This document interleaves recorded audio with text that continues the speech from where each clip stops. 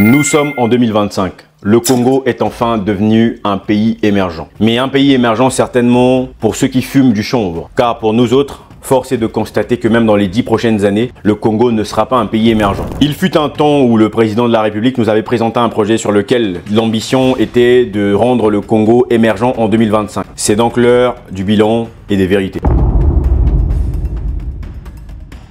Mais avant de rentrer dans le vif du sujet, comme vous savez, si vous venez de découvrir Terre Noire, sachez qu'ici on parle d'Afrique, on parle de noir, d'un certain nombre de sujets qui tournent autour de l'africanité. Si ce genre de sujet vous intéresse, n'hésitez pas à vous abonner à la page en likant la vidéo aussi, en commentant et en partageant aussi cette vidéo pour nous soutenir.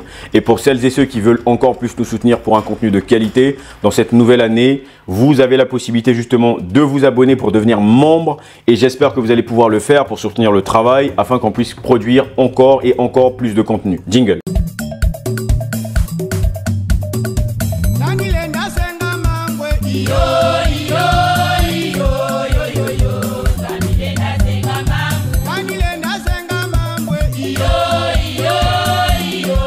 Alors, pour contextualiser la situation, nous allons essayer de repartir environ 14 ans en arrière. Le Congo présente donc son PND de 2012-2016. Le PND, c'est ce qui s'appelle le Plan National de Développement. Et sur les PND, bien entendu, vous en avez plusieurs en fonction des livres du PND. Vous retrouverez les liens dans la description. Et donc, c'est dans ce PND de 2012-2016 que le Congo, justement, va commencer à évoquer la notion de l'émergence. Ça veut donc dire que comme il y a un plan national de développement, donc le gouvernement congolais, à ce moment-là, avait un plan, justement, pour emmener le Congo vers l'émergence. Au moins jusque-là, on peut dire que ce ne sont pas des promesses en l'air. Je vais lire l'introduction. Le gouvernement congolais a élaboré un plan national de développement pour la période 2012-2016, PND 2012-2016. Donc l'objectif central est de diversifier l'économie afin d'accélérer la croissance, la création d'emplois et la réduction de la pauvreté et d'impulser l'émergence du Congo. Le PND 2012-2016 présente une synthèse intégrée des stratégies politiques sectorielles ainsi que les programmes d'action et les stratégies fiscales et budgétaire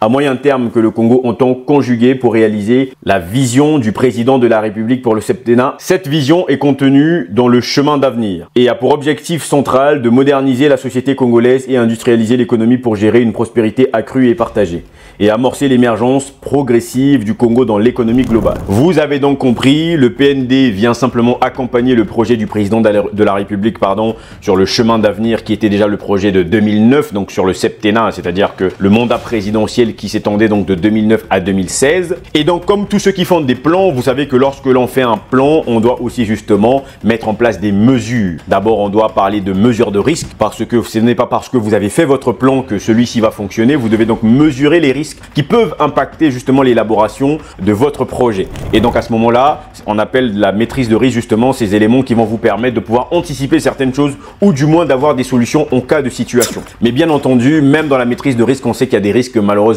on ne peut pas supprimer à tout prix. Et c'est pour ça qu'on parle justement d'essayer de mettre en place un système qui permet de dire que si on n'arrive pas à atteindre nos objectifs à 100%, il faut au moins qu'on mesure les risques au point d'atteindre jusqu'à 90 voire 95%. Donc dans notre exercice ici, nous allons prendre quelques critères qui vont nous permettre d'évaluer finalement le niveau aujourd'hui d'émergence de la République du Congo par rapport au plan qui était prévu. Alors je tiens à préciser pour les personnes qui vont commencer à dire oui, l'émergence, le développement ne dépend pas de la perception occidentale, on doit voir les choses de nous-mêmes. Je vous préviens déjà, ça ne sert strictement à rien. Pour avoir de la légitimité avec ce genre de paroles, il faut déjà arrêter de faire les mendiants. Tant que certains pays africains vont continuer avec la mendicité, vous n'avez pas à dire qu'on ne peut pas mesurer finalement l'émergence ou le développement en fonction de la perception occidentale. Alors que ces derniers nous donnent tout le temps des fonds d'aide au développement. Et puis d'ailleurs, lorsque vous allez pouvoir lire le PND, vous allez voir par vous-même justement qu'ils ont mis en place un certain nombre d'indicateurs et vous regarderez les sources de ces indicateurs. Donc je vais vous en lire quelques-uns. Donc vous avez donc l'émergence du pays, objectifs spécifiques, les indicateurs et les sources. Donc améliorer le niveau de richesse par habitant, améliorer le niveau de développement humain, l'affirmation de l'économie congolaise au niveau de la sous-région, l'affirmation de l'économie congolaise au niveau africain. Et vous verrez que sur la droite, vous avez des sources, Banque mondiale, Programme des Nations Unies, BEAC, CEMAC, BAD, enfin la BAD quoi. Vous avez tous ces éléments de sources qui permettent justement de mesurer. Ça veut dire qu'on va se servir de ces éléments-là, de la Banque mondiale, de la BAD, tous ces éléments pour pouvoir mesurer où est-ce qu'on en est au niveau de l'émergence de la République du Congo. Très bien. Comme d'habitude, vous allez tout retrouver en description pour les sources. Il y a énormément de critères bien entendu, donc je vais en choisir que 10 que nous allons pouvoir analyser assez rapidement et voir où est-ce que nous en sommes avec le Congo bien entendu. Bien entendu, le premier qu'on va voir, c'est la croissance, ce qu'on appelle le PIB, le produit intérieur brut. Un pays émergent est censé avoir un taux de croissance qui doit être au moins supérieur ou du moins à l'intérieur de la moyenne des grands pays, des pays développés. Et donc aujourd'hui, cette moyenne varie entre 4 et 10%. C'est-à-dire que les pays développés ont une croissance moyenne généralement qui varie entre 4 et 10%. Et donc un pays qui veut justement devenir émergent doit essayer d'avoir une croissance de son PIB qui doit être aux alentours aussi. Et surtout qui doit être aux alentours sur le long terme. On ne parle pas d'avoir fait une année avec une bonne croissance et l'année d'après en chute, l'année qui suit une bonne croissance. Il faut qu'il y ait quand même à un moment donné une évolution sur le long terme où on essaie de garder le cap. Comme vous pouvez donc voir sur l'image qui vous est affichée, le PIB de la République du Congo, comme il est mentionné, devrait connaître une croissance modeste de 2,1% en 2024 et de 3,4% en moyenne en 2025 et 2026. Et de toute façon, même en 2023, la croissance était de 1,9. Vous voyez donc que là déjà, au niveau de la croissance du PIB, ce n'est pas possible. Nous sommes loin des objectifs fixés. Si déjà on doit être dans l'intervalle de 4 à 10%, bien entendu que l'idée serait d'être au moins au milieu, entre 4 à 10%. Le deuxième critère, c'est l'IDH, ce qu'on appelle l'indice de développement. Dans les pays émergents, il faut que l'IDH soit aux alentours de 55% à 70% pour les pays moyens, les pays émergents moyens. Et les pays émergents élevés, c'est à partir de 70% jusqu'au-dessus, jusqu'à au moins 80%. Donc là, c'est vraiment les critères qui sont pris en compte. Pour mesurer l'IDH, il y a beaucoup de critères qui sont pris en compte. Parmi les critères qui sont pris en compte, il y a la notion de l'espérance de vie qui doit être au moins de 65 à 75 ans. Vous avez la durée moyenne de la scolarisation aussi qui est souvent pris en compte. Il faut au moins que la durée moyenne soit aux alentours de 7-9 ans. Vous avez aussi le revenu national par habitant. Alors un pays comme la République du Congo, pour le revenu national par habitant, ce ne sera pas la chose la plus difficile puisque le nombre de la population est assez bas. Nous sommes à environ 6 millions d'habitants. Et donc, on va voir donc où est-ce que nous en sommes au niveau de l'IDH pour la République du Congo. Comme vous pouvez le voir sur l'image affichée, le texte qui est en bleu, l'indice de développement humain, IDH du pays, s'établit à 0,42. Donc nous sommes à 42% en 2023. Ce qui reste faible et démontre des difficultés économiques et sociales rencontrées par les populations. Comme vous pouvez le voir, encore une fois de plus, nous n'atteignons pas les objectifs et donc encore une fois de plus, nous ne pouvons pas être émergents à ce stade-là. La troisième chose, c'est le cas de l'industrialisation. Il faut qu'il y ait une certaine croissance de l'industrialisation et qu'il y ait un impact de l'industrialisation dans le PIB du pays. Et généralement, pour un pays émergent, il faut au moins que la part de l'industrie dans le PIB soit d'entre 25 et 35%. Alors, bien sûr, les gens vont dire oui, mais ça paraît assez facile. Mais le problème, c'est que logiquement, c'est censé être entre 25 et 35% sur plusieurs secteurs. Or, le problème, c'est que le calcul est un peu faussé en République du Congo. Pourquoi? Parce que dans cette notion d'industrialisation, il y a une bonne partie aussi qui est de l'industrialisation du pétrole, malheureusement, de l'industrie du pétrole qui prend énormément de place. Donc, vous allez pouvoir avoir justement un graphe qui vous montre justement où est-ce que nous en sommes. Et comme vous pouvez voir sur ce graphe, nous avons effectivement 45,22% aujourd'hui sur les parts de l'industrialisation sur notre PIB. Mais sachez que ces 45% sont en majorité pris d'abord par ce que apporte l'industrie du pétrole sur le PIB et ensuite on a l'agriculture aussi qui a une grande importance là-dedans. Donc pour la peine, on peut dire qu'on a un objectif qui est quand même atteint. Je sais qu'il y a des Congolais qui vont certainement bouder parce que quand ils entendent l'industrialisation, ils n'ont pas l'impression de voir ces industries en question. Mais pour la peine, on va dire que étant donné que les chiffres sont à 40 et quelques, donc c'est au-dessus de ce qui est demandé, l'objectif est atteint. Mais je dirais même que l'objectif, quand vous revoyez le graphe, c'est même pas qu'il est atteint et l'objectif a toujours été assez élevé depuis très longtemps. Le quatrième critère, bien entendu, c'est ce qu'on va appeler l'urbanisation accélérée. L'urbanisation accélérée, c'est le taux justement d'urbanisation, c'est-à-dire la masse de la population dans les zones urbaines, qui doit représenter environ 40% pour le cas des pays émergents. Or, encore une fois de plus, vous remarquerez qu'un pays comme la République du Congo a une masse de la population effectivement en zone urbaine. Donc là, j'ai envie de dire l'objectif est atteint, mais pas parce qu'il y a un objectif d'atteindre l'émergence, mais déjà parce que cet objectif avait été atteint depuis très longtemps. Les populations avaient déjà envahi les villes depuis très longtemps. Vous prenez la ville de Brazzaville, la ville de Pointe-Noire. Ce sont deux villes qui sont aujourd'hui surpeuplées, j'ai envie de dire, surtout pour le cas de Brazzaville. Et donc, comme vous pouvez voir aujourd'hui, justement, le taux d'urbanisation que nous avons est de 69,19%. Donc nous sommes à presque 70% d'urbanisation. Moi je dirais même que ça représente un problème. Le fait que dans les campagnes, le fait que dans certaines zones, il n'y ait pas des gens, ça prouve aussi qu'on ne construit pas forcément les choses et que ça montre que nous n'avons pas nécessairement les industries. Puisque là où les gens viennent dans les villes, c'est pas pour autant qu'il y a du travail. Le cinquième critère, ça va être l'augmentation des investissements des étrangers, ce qu'on appelle aujourd'hui les IDE. Et justement, dans le cas des IDE, ça doit être supérieur à 2% du PIB, bien entendu. Donc les IDE, ça permet de voir justement si votre pays est un pays attractif justement pour que les entreprises viennent s'implanter et puissent faire du business. Et donc, vous allez voir vous-même par l'image, hein, déjà on ne voit pas cette croissance, il n'y a pas de croissance d'IDE. Quand on regarde sur 2020, on voit les flux entrants. On regarde en 2021, ça a largement baissé. En 2022, c'est à peu près la même chose. Donc, on ne voit pas une croissance. Il n'y a pas de croissance de l'IDE, comme on dit, alors que ça doit souvent avoir justement quelque chose qui représente plus de 2% du PIB avec une certaine croissance. Malheureusement, on voit que c'est plutôt l'inverse qui se passe et ce qui est totalement normal. Aujourd'hui, beaucoup d'entreprises ne souhaitent pas s'installer en République du Congo. Donc, on ne peut pas dire que c'est quelque chose de positif aujourd'hui. Là, encore une fois de plus, objectif non atteint. Alors, on arrive sur un critère important, l'amélioration des infrastructures. Les dépenses publiques des infrastructures doivent représenter environ 5% du PIB. Et ces dépenses publiques, bien entendu, une fois que les infrastructures sont mises en place, ça doit se voir. Aujourd'hui, il y a énormément de dépenses qui sont faites justement pour construire. Malheureusement, si on ne s'aligne que sur les montants des dépenses, on aura l'impression que nous sommes vraiment un pays émergent depuis longtemps. Or, la réalité, on est tout autre. Vous savez, votre pays, spécialiste en inondation. Il y a certains quartiers à Brazzaville, quand il pleut, ça peut devenir Venise. Hein? Vous allez à Pointe-Noire, vous avez des zones qui peuvent devenir Venise. Il y a même des quartiers qui s'appellent quartier culotte. Quand il pleut là-bas, c'est la piscine. Vous pouvez voir par vous-même un certain nombre d'images, comment vous avez des taxis plongés, vous avez des voitures plongées dans l'eau. Et ça, c'est une situation, on ne parle pas là de catastrophe. Hein. Par exemple, ce qui s'était passé il n'y a pas très longtemps à Dubaï, là, c'était une catastrophe. C'était une situation inédite. Pour le cas de la République du Congo, tous les ans, les gens se noient. C'est ça la réalité. Tous les ans, les voitures sont là en train de nager. C'est Venise tous les ans en République du Congo. En saison de pluie, bien entendu.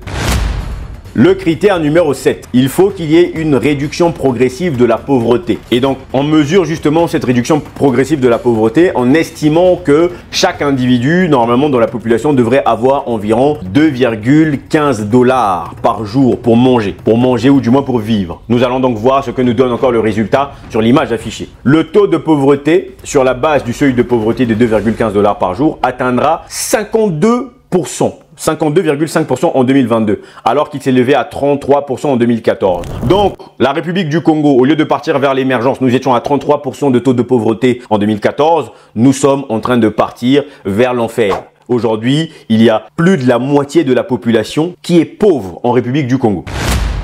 Alors, bien entendu, 8e critère, c'est l'émergence d'une classe moyenne. Mais j'ai envie de dire, par rapport déjà au 7e critère, vous avez vu le pourcentage du taux de pauvreté. Forcément, le 8e critère n'aura même pas plus de valeur ajoutée, puisqu'à partir du moment où l'objectif n'a pas été atteint sur la pauvreté, donc la classe moyenne, elle n'est pas conséquente finalement. Et logiquement, la classe moyenne est censée être entre 20 et 40%. C'est-à-dire que entre 20 et 40% de la population doit être dans la classe moyenne. Parce que justement, le fait qu'il y ait une augmentation de la classe moyenne dans une société, ça fait une augmentation de la consommation intérieure. Malheureusement, je n'ai pas pu trouver de manière directe des chiffres d'aujourd'hui. L'information que je vais vous afficher, c'était quelque chose qui date d'il y a longtemps quand même, de 2011. J'ai vraiment cherché. Je n'ai pas trouvé les informations exactes de la classe moyenne. Mais en 2011, nous étions à 31,4% de la classe moyenne, comme vous voyez sur l'image qui est présentée. Vous pouvez lire le texte. Au Cameroun, au Congo-Brazzaville et au Gabon, les classes moyennes représentent respectivement 39,2%, 31,4% donc pour le Congo et 75,4% pour, de la population pour le Gabon. Alors là, nous sommes en 2011. On a vu que le taux de pauvreté en 2014 était à 30 et quelques et aujourd'hui nous sommes à plus de 50, nous sommes à environ 52. Donc on imagine bien que la classe moyenne aussi, ça s'est cassé. Malheureusement, je n'ai pas les chiffres, hein, j'ai cherché partout, je n'ai pas trouvé. Donc pour moi, pareil, la classe moyenne, c'est pourri, objectif non atteint.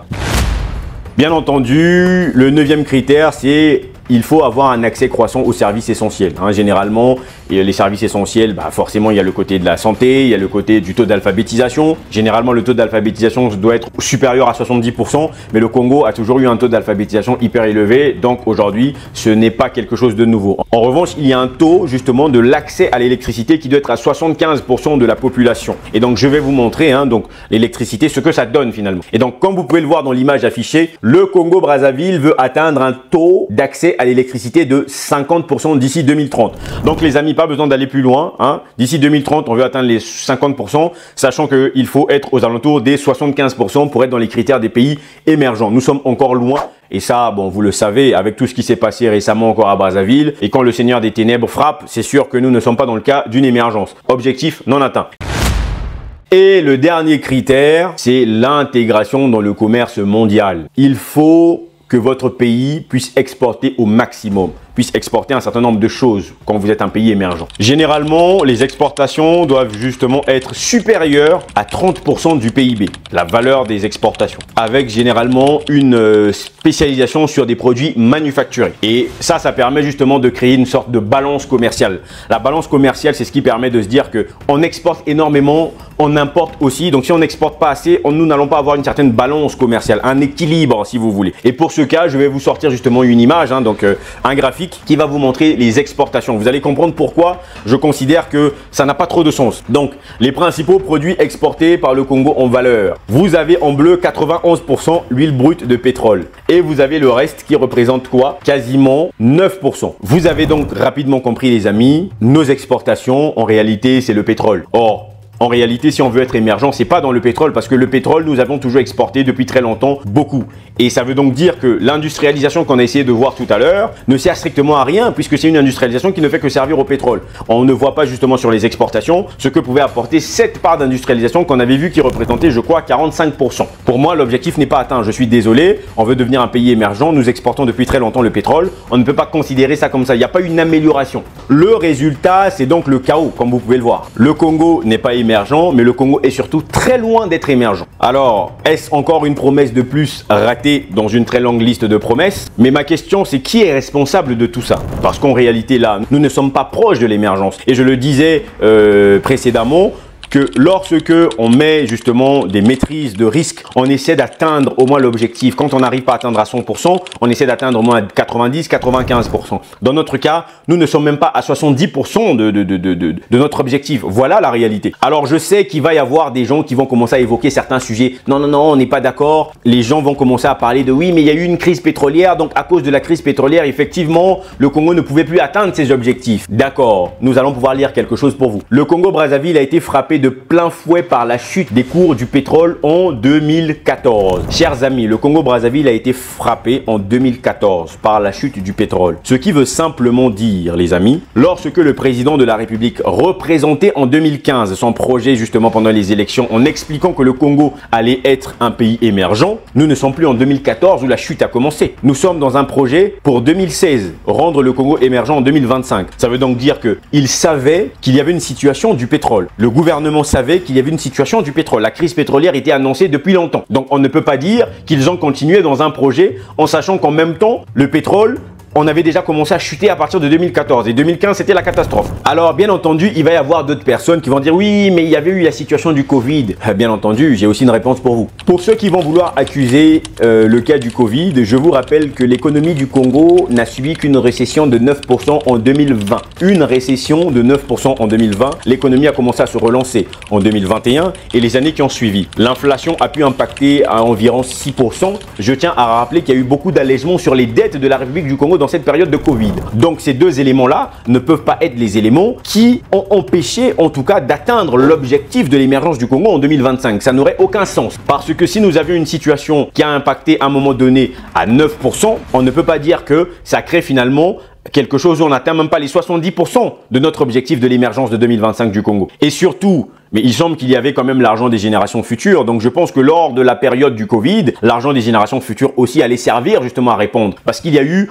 beaucoup d'années où nous étions en excédent finalement. Est-ce que vous imaginez? Donc on ne peut pas aujourd'hui sortir l'argument du Covid ou l'argument de la crise pétrolière pour expliquer le pourquoi est-ce qu'on n'a pas atteint nos objectifs de l'émergence en 2025. Nous savons que la République du Congo, aujourd'hui, il y a des problèmes d'électricité, il y avait des problèmes d'eau, des problèmes de route, des problèmes quasiment partout. Et donc, pour un pays émergent qui visait en tout cas l'émergence, je peux dire que nous sommes encore nuls. Ma question est donc celle-ci. Le ministre de l'économie de cette époque avait-il tort de créer ce projet lorsqu'ils ont fait le PND de 2012-2016? Ma seconde question, est-ce que dans tout ça, il y a une situation d'incompétence finalement? Ou encore, est-ce que c'était un fantasme pour certaines personnes? Est-ce que finalement c'était une révélation spirituelle pour certains? Je vous laisse faire votre propre avis et apporter certainement vos réponses. Je n'ai pas réponse à tout. En tout cas, vous aurez compris que le Congo n'est pas émergent, mais le Congo est surtout loin d'être émergent. Et j'espère qu'un jour, nous allons pouvoir atteindre l'émergence si nous travaillons dur et que nous puissions respecter nos objectifs.